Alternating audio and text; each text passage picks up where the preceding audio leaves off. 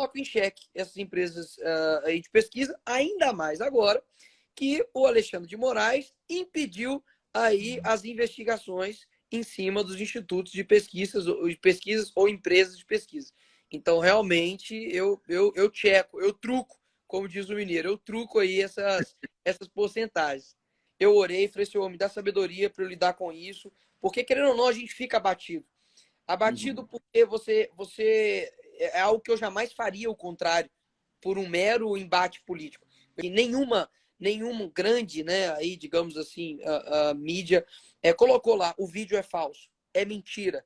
Todo mundo ainda quis colocar de uma forma como se assim fosse um suposto vídeo ou se fosse um mero embate político. Mesmo eu tendo essa minha votação, eu acredito que eu possa questionar a transparência do processo eleitoral. Eu acredito que ainda tem brechas. Que bom que você veio aqui ao canal Leda Nagli assistir mais um vídeo.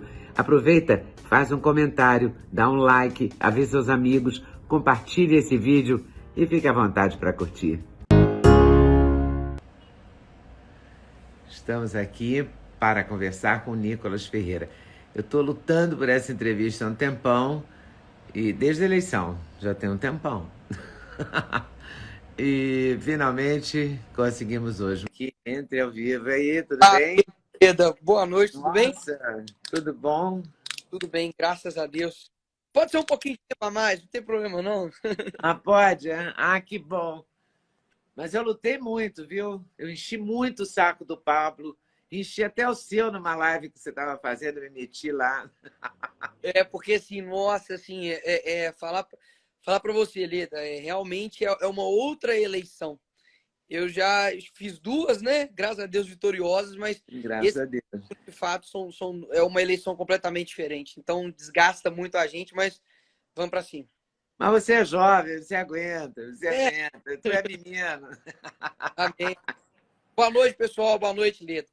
Boa noite, querido. E o que você está pensando dessa campanha? As pesquisas saem dizendo que a diferença é grande, que há muita rejeição, mas a gente sabe que as pesquisas derrubaram o Paulo Martins lá no Paraná, que eu acho que foi a coisa mais óbvia, né, de todas, assim. Olha, Leda, eu nem chamo mais de instituto de pesquisa, tá? Eu chamo de empresas de pesquisa, porque realmente eles nunca erram para o nosso lado, é sempre para o outro lado. Nunca. É impressionante. Você vê ali, por exemplo, o Mourão. O Mourão estava ali bem atrás na porcentagem e, na verdade, ganhou. Você tem aqui, você tem em outros estados, me esqueci qual. O próprio Magno Malta, você tem vários que, assim, poxa, realmente estavam ali bem atrás e ganharam. O Jorge Safe, por exemplo. Então, eu coloco em xeque essas empresas aí de pesquisa, ainda mais agora que o Alexandre de Moraes impediu aí as investigações em cima dos institutos de pesquisas ou empresas de pesquisa. Então, realmente, eu checo, eu truco, como diz o mineiro, eu truco aí essas porcentagens. Bom, e hoje a gente teve a novidade do PT entrar na justiça contra a Jovem Pan. Ontem, o Lewandowski mandou o Brasil Paralelo... Quer dizer, ele ensinou o Brasil Paralelo a editar um documentário. Não é? Porque o Brasil Paralelo faz isso, documentários. Desde que a gente conhece o Brasil Paralelo. Desde que eu vi pela primeira vez aqueles 3 meninos que moravam ainda em Porto Alegre, a primeira vez que eu conversei com eles fazem documentário. E ontem eles tiveram um documentário censurado. Está muito pesado, né? O clima está muito pesado. Está muito perigoso e como o presidente Bolsonaro disse hoje ali no Rio de Janeiro, né, é uma coincidência muito grande quando você olha que eles sempre prezam sempre por um lado.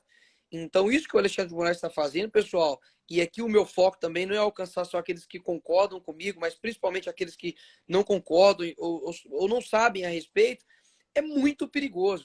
Quem tiver a oportunidade de ler o livro do George Orwell, 1984, né, 1984 não, 1894, né?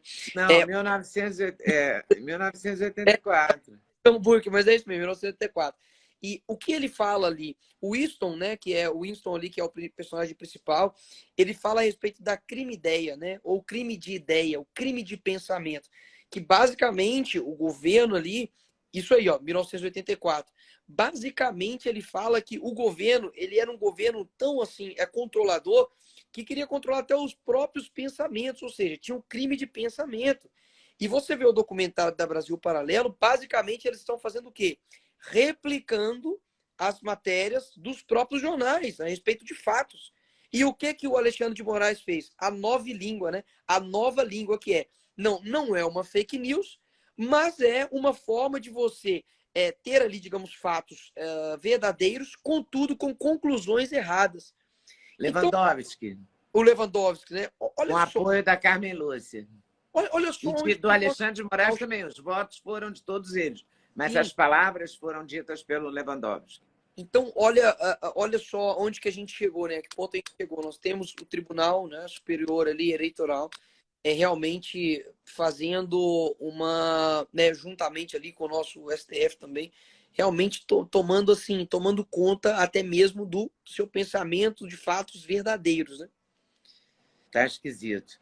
Mas, o Nicolas, eu quero falar também um pouquinho de você, porque você teve uma votação astronômica, maravilhosa, foi o mais votado do país, né? E Sim. Minas Gerais te deu um cacife assim, importante para você representar Minas. O que vai ser, qual vai ser seu foco na Câmara dos Deputados? Lá na Câmara dos Deputados, eu quero ampliar o meu trabalho que eu já tenho feito aqui em BH. Então, eu acredito que as pessoas não gostam mais e não confiam mais em políticos que fazem falsas promessas, né? Tem alguns ainda, né, que acreditam em picanha, em cervejinha, mas o político verdadeiro, ele sabe que nem tudo depende dele. Portanto, o que eu fiz em BH, eu quero também fazer no Congresso Nacional. Eu tenho pautas. Então, as minhas pautas, por exemplo, em BH foram redução do Estado, ou seja, você ter ali a diminuição do Estado na sua vida. Só do Estado não te atrapalhar já está excelente. Com relação ao homeschooling, né, a educação domiciliar, acho extremamente importante. E quando você vê que nós estamos lutando por algo e a esquerda está desesperada, é porque é uma pauta muito boa para o Brasil. Né? Eu faço essa métrica sempre. Aquilo que a esquerda está desesperada, que não quer aprovar, é uma pauta boa para o Brasil. Nos Estados Unidos, por exemplo, os alunos que obtêm ali os melhores resultados são alunos que estudam em casa, que praticam ali o homeschooling. E eles estão quase já demonizando a educação domiciliar. A gente tem também a luta pela liberdade econômica. A gente aprovou aqui em Belo Horizonte, junto aí com outros demais vereadores, uma lei onde você dá maior, assim como foi a lei da liberdade econômica nacional, que foi proposto pelo governo federal, onde você tira esse peso em cima do empreendedor. Você hoje consegue abrir uma empresa em menos de 24 horas, em 23 horas você já abre uma empresa. Então eu acredito que o trabalho ele gera a real renda do país e isso aumenta o consumo e isso faz um país ser mais rico. Então são várias pautas, além da segurança pública, da luta pela vida desde a concepção, da luta contra o aborto, porque é algo interessante, Leda, que eu tenho falado, as pessoas têm me ouvido. Um bom legislador, um bom deputado, um bom vereador, não é só aquele que vive de projetos ou vive de números. É aquele que apresenta não somente projetos, mas qualidade de projetos. Porque hoje você basicamente tem que tirar projetos e não ficar colocando projetos, né? Então Às vezes o bom é tirar umas leis e não fazê-las, né? Exatamente. Hoje você tem leis, por exemplo, em São Paulo, já vi um tempo atrás, não sei se foi revogada, mas para saber a espessura do pastel, para saber a temperatura do óleo. Então, assim, aqui, por exemplo, em BH, tinha uma lei que proibia o sal na mesa. E aí a gente teve que mobilizar a Câmara inteira para poder voltar, né, para ter a opção de colocar o sal na mesa. Então, assim, quem cuida da sua saúde, né, o Estado cuida da sua saúde. Falando, não pode ter sal na mesa. Então, assim, é algo tão absurdo que acontece que o Estado está muito inchado, está muito grande, e é um Estado que, ao invés de ser grande e eficiente, na verdade, ele é grande e pouco eficiente. Então, essas pautas eu quero lutar e também travar outras. E por que você raspou a cabeça? Então, no começo da. No Foi uma começo, promessa de campanha para você mesmo? foi o Para seguinte, Deus? Para quem? foi para Deus. No começo da eleição, eu orei, consagrei minha eleição a Deus e falei, Senhor, se eu ganhar o recorde de Minas Gerais, que era 520 mil votos, eu vou raspar meu cabelo, porque eu quero que aconteça isso aqui, ó. 8 mil pessoas sabendo que eu consagrei o meu mandato ao Senhor. Então, quando as pessoas virem, né, verem a minha votação, saber que foi por ele, foi para ele, que eu sou nada sem Cristo. Então, aí eu raspei e, graças a Deus, Deus me deu em triplo, né?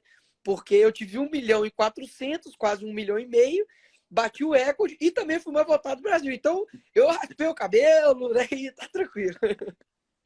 Quase raspa a sobrancelha também. A sobrancelha ia fazer muita diferença. Não raspa não, porque ela não nasce de novo, hein? Como é que é?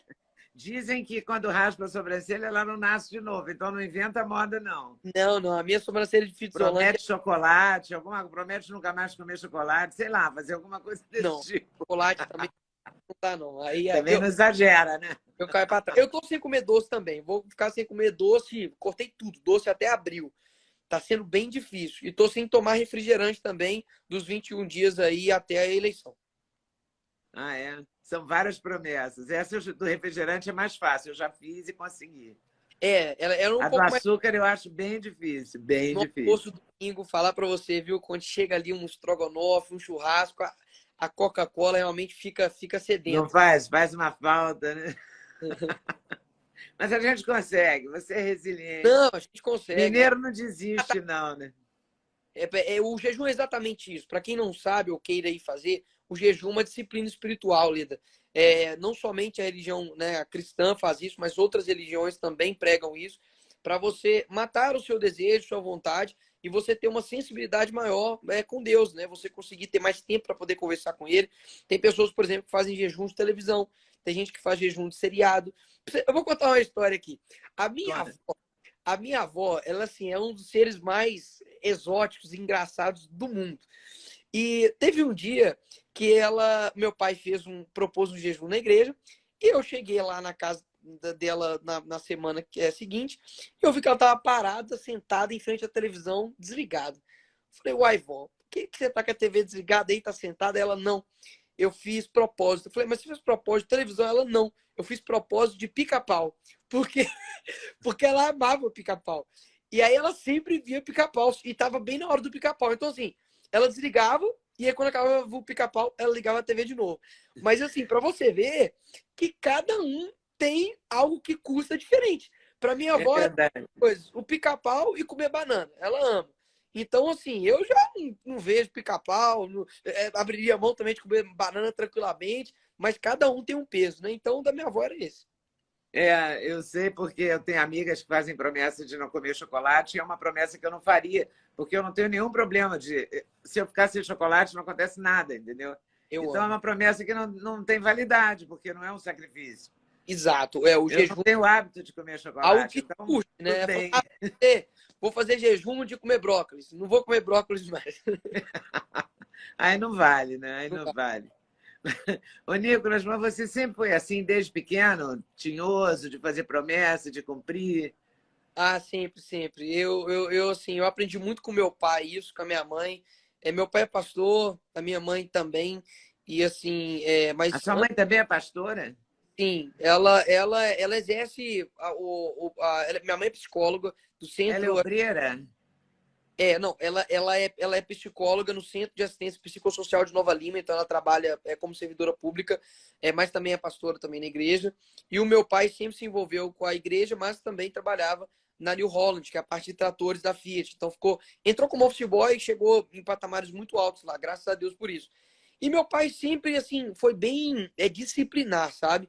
Assim, de fazer do tipo, olha, meu pai como trabalhou em empresa, ele é muito pragmático. Então, assim, ele vai fazer uma reunião para discutir para onde a gente vai viajar e reúne a família toda, faz um slide, entendeu? Junta o pessoal ali em volta da janta. Então, meu pai é bem assim. E com o reino, pior ainda, né? Porque se você dedica para o seu trabalho uma disciplina muito alta, para o reino, então, tem que ser maior ainda. Então, meu pai sempre foi assim, ó, galera, essa semana ou esse mês a gente vai fazer o propósito de Daniel, né? Comer só legumes e água. Pum, eu tinha que fazer. E meu pai nunca me obrigou. Meu pai sempre mostrou o seguinte, olha, isso aqui é bíblico, isso aqui é bom, e isso aqui é por isso. Eu entendia e cumpria. Então, Sempre foi assim. Caramba.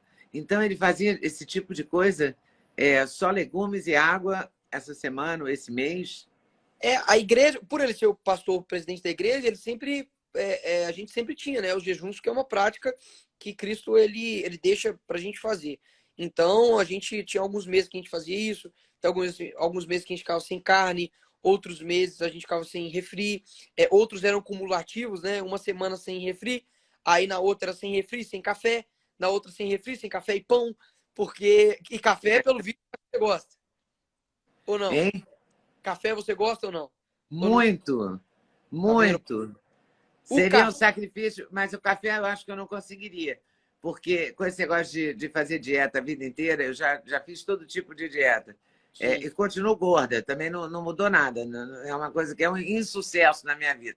É, Eu já fiz dieta da proteína, dieta disso, dieta daquilo. E tinha uma dieta antigamente que era super na moda, que sim. era de South Beach, e que tirava o café. E eu morria de dor de cabeça, mas eu morria de dor de cabeça.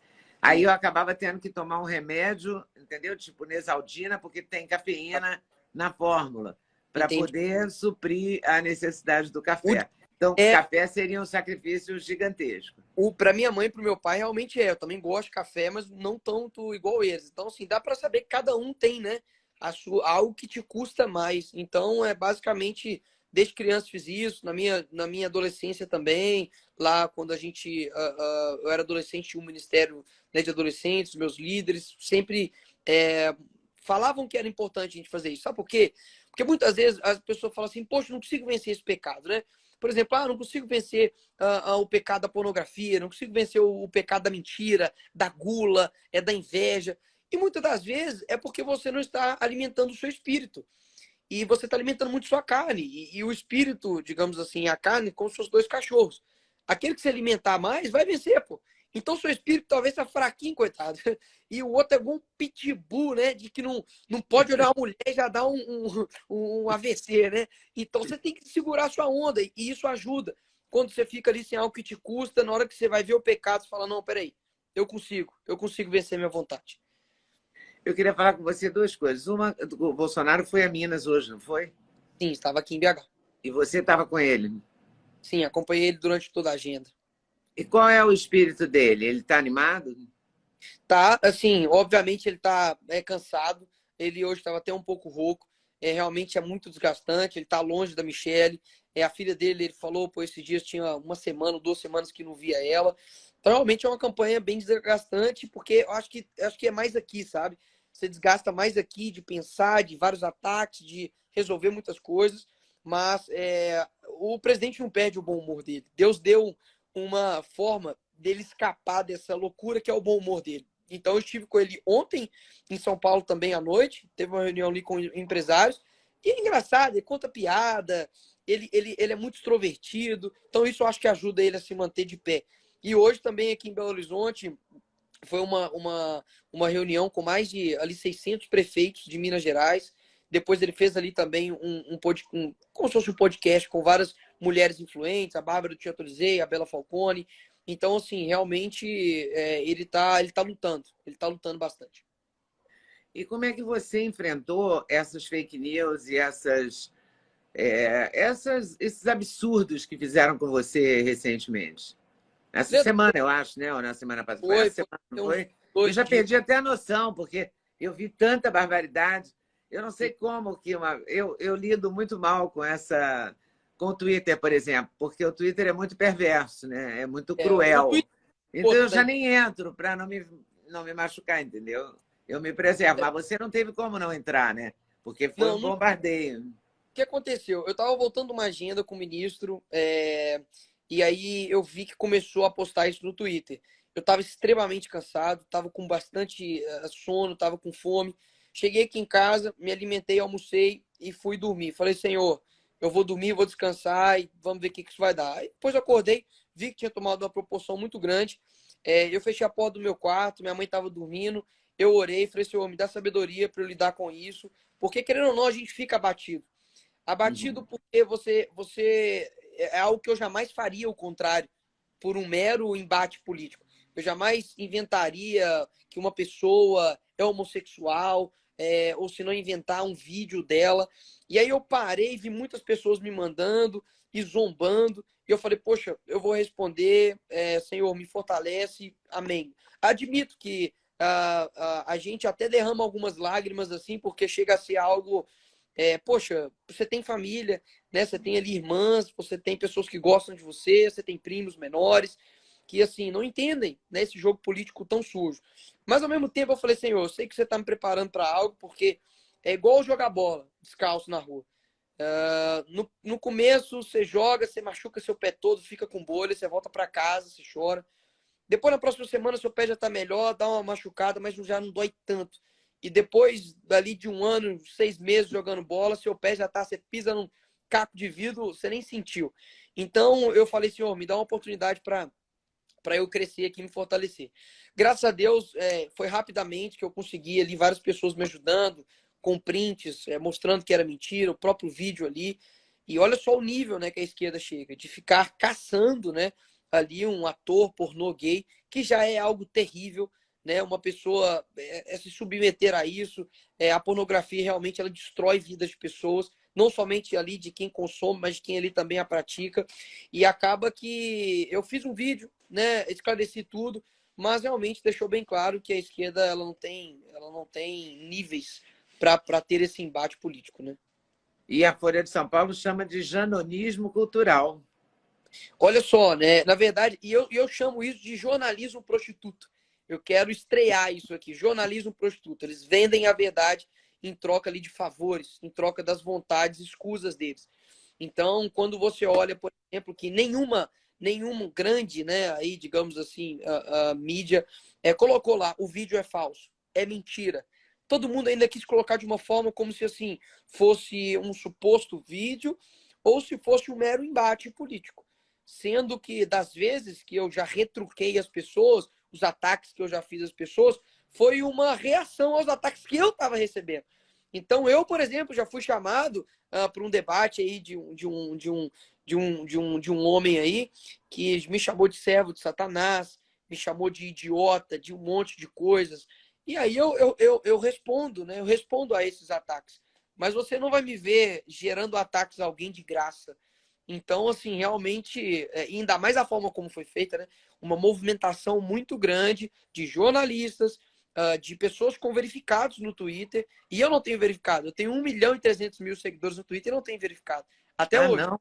Mas os jornalistas com 1.000, 3.000 seguidores, tá tudo certo pro Estão Twitter. verificados. E graças a Deus, Leda, né? Mostrar aqui pro pessoal, talvez que não tenha visto, eu já consegui uma liminar favorável da Patrícia Leles, que divulgou também várias mentiras, várias montagens, inclusive até assumindo que era essa a intenção dela e também ali do Janones, e conseguiu uma liminar, ela vai ter que deletar, e também fiz um embargo hoje para que ela se retrate. Ou seja, a gente realmente precisa ter limites nas nossas postagens com relação às mentiras, né? Você é livre para falar aquilo que você quiser, mas desde que não seja através de uma mentira.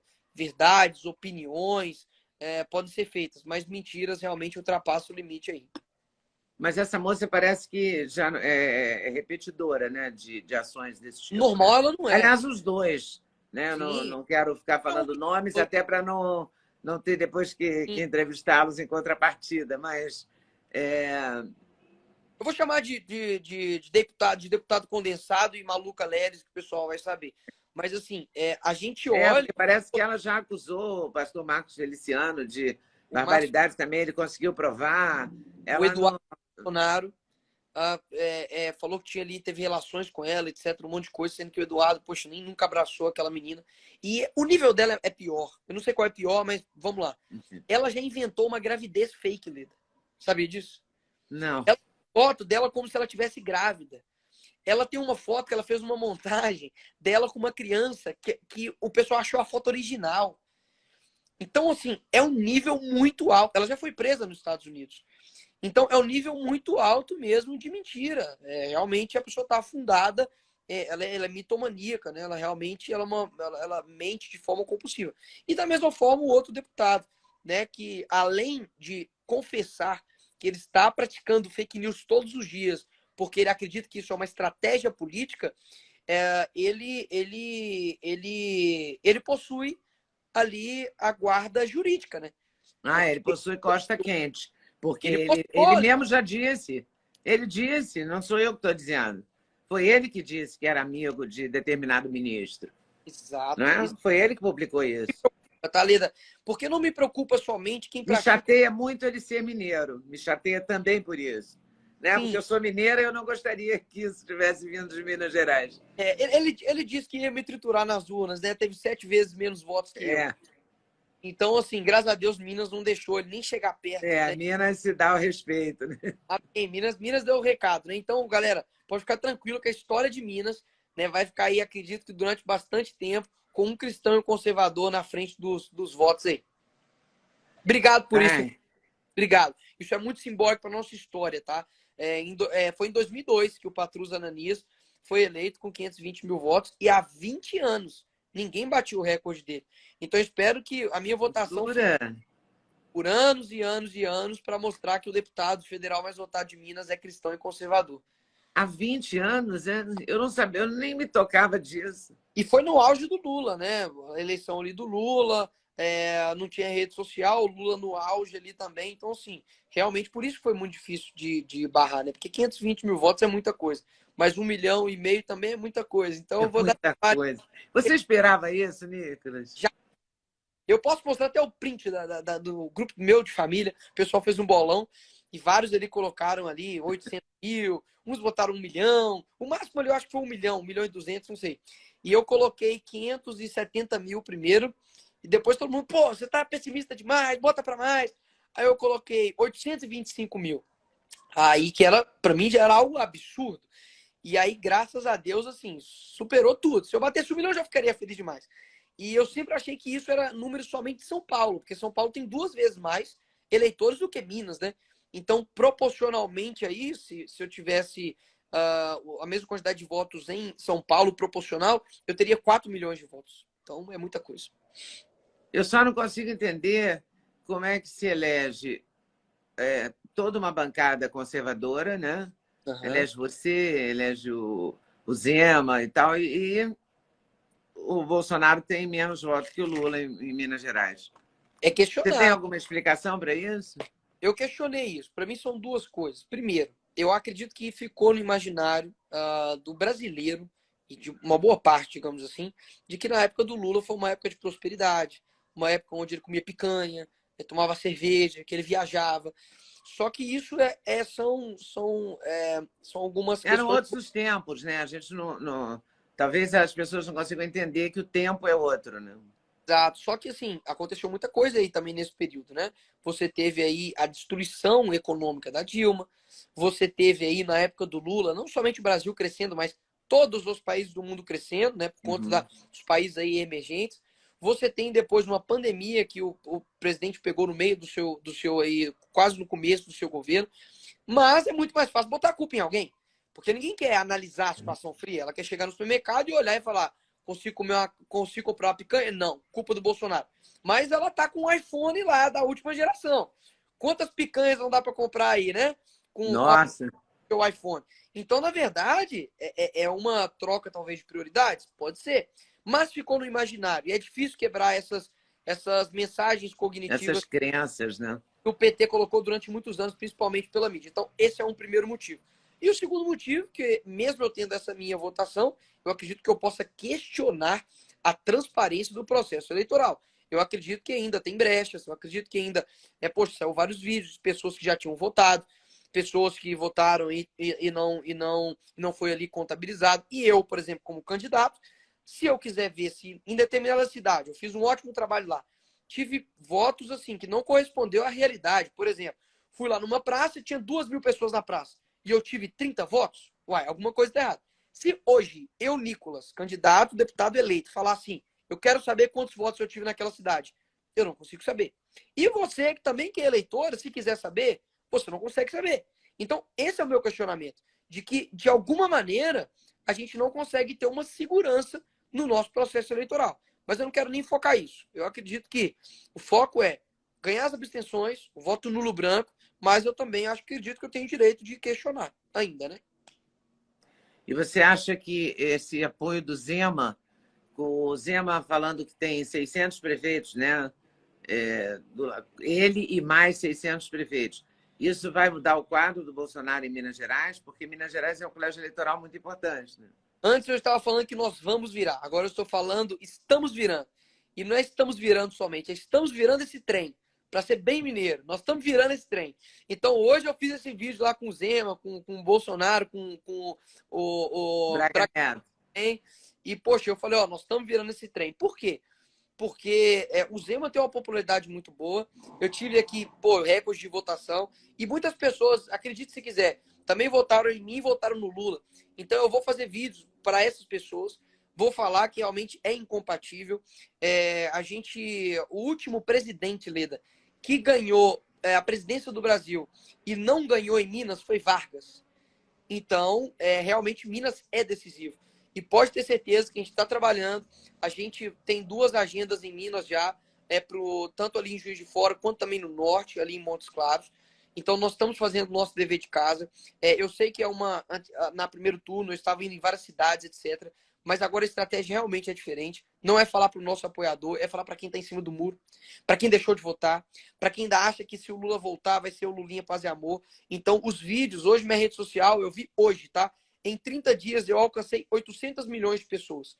Então, é quase 1 bilhão de pessoas que eu alcancei em 30 dias. Então, se a gente conseguir reverter aí 3, 4%, a gente vira esse jogo. Então, estamos virando esse trem aí. Eu vi um vídeo de uma prefeita, não sei se de Uberaba ou de Uberlândia, muito bom, uma moça de verde, vestida de verde, que ela fala muito bem e fala sem raiva, sabe? Fala de uma maneira bacana. Eu queria saber se você foi bem votado em Juiz de Fora, não? Fui bem votado no Juiz de Fora. Leda, para ser sincero, eu não tive tempo para ver onde eu tive voto, onde eu não tive voto. Eu sei que eu acredito que eu tive voto em todos os 853 municípios, mas eu não parei para ver ainda. Eu, de verdade, no dia mesmo, quando eu vi que eu tinha ganhado, eu pedi pro pessoal ver como estava a votação a presidente e estava virando. Aquilo dali jogou um balde de água fria em mim, que eu falei, poxa, cara, para mim pelo menos ia dar o presidente ali na frente, mas me recompus e não pensei mesmo na minha eleição, de verdade. Eu não sei, quero fazer essa contabilização, quero ver onde eu tive mais votos, menos votos, mas independente disso, né? Como eu falei lá no começo da minha campanha, eu tenho compromisso com os 853 municípios e também o Brasil inteiro, porque as leis são aprovadas lá com o meu voto ou sem o meu voto, né, com o meu voto contrário, são aprovadas ali para o Brasil inteiro. Então é uma responsabilidade muito grande. Peço para que vocês tenham uma paciência, uma calma, porque se eu visitar um município por dia, eu vou demorar aí mais de 2 anos para poder fazer isso. Então a gente não é onipresente, mas pode ter certeza. Vou representar vocês lá. Isso eu não tenho dúvida. Você não pode perder o foco de Minas Gerais, porque Minas está muito sofrido, né? Minas, Sim, a gente leva a sério, né, esse negócio de ser mineiro, né? sim, mas graças a Na Deus. minha terra, em Juiz de Fora, tinha uma escritora chamada Raquel Jardim, em que ela dizia que ela escreveu isso. Não se é mineiro impunemente, nem se recupera nunca de se ter sido. Então honre Minas Gerais, Pode deixar, por vou honrar. favor. Minas é um estado assim incrível. Tem tanta, foi uma É experiência muito muito boa. especial, né? Foi uma experiência muito boa a campanha para mim. Assim, eu pude realmente andar, conversar com as pessoas, ver a quantidade de pessoas boas que tem em Minas, sabe? Que assim realmente acreditam no nosso trabalho, que acreditam no Brasil e principalmente gente que nem vota ia lá. Menino de 15 anos, 14, menina de 10 anos de idade, realmente assim que me vê ali como uma inspiração, me admiram e eu fiquei muito feliz. Isso me deu muito gás para eu continuar. Mesmo assim, várias pessoas falando: "Ah, sua eleição já está ganha". Eu realmente trabalhei como se eu fosse um candidato que realmente ninguém conhecia, porque eu realmente queria fazer história aqui em Minas, eu queria mostrar para as pessoas que, cara, tem uma lei que o STF ainda não revogou e eu acho que não vai revogar, que é a lei da semeadura. Aquilo que você planta, você colhe. Essa daí nem o STF consegue barrar. Tá certo. Muito obrigada, Nicolas. Vai continuar seu trabalho. Obrigada pelo tempo, pela paciência e por ter conseguido esse horário na agenda. Eu estava querendo muito isso. Obrigado, Leda. Perdão aí pela correria. Parabéns, parabéns. Amanhã a gente já tem muitos compromissos. Eu aqui vou finalizar aqui uma reunião agora. E aproveitar aqui a audiência, pessoal. A gente lançou uma operação chamada Operação Vira Brasil. A gente criou um canal no Telegram, em um dia já está com 80 mil ali inscritos, pessoas que... Nós vamos criar um exército para poder alcançar outras pessoas. Então, todos os dias, a gente vai mandar ali desafios, postagens, vídeos, fotos, para a gente replicar isso e a gente virar esse voto. Então, assim, acompanha... E como é que chama o canal? Chama Operação Vira Brasil, no Telegram, tá?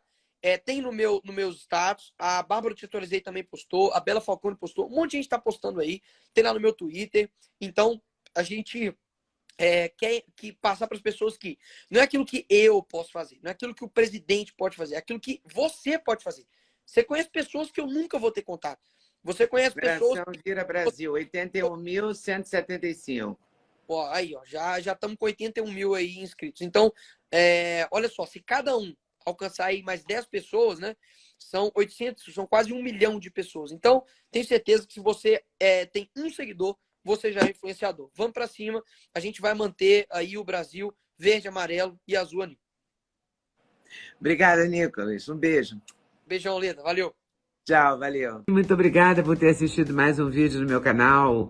Volte sempre. Aqui você sempre vai encontrar a pluralidade de ideias, ideologias diferentes, ideias diferentes, mas sempre alto nível de informação e de prestação de serviço. Eu espero você sempre aqui. Faça seu comentário, se inscreva no canal, dê seu like se você gostou e não deixe de voltar. Estou te esperando, com certeza, se Deus quiser.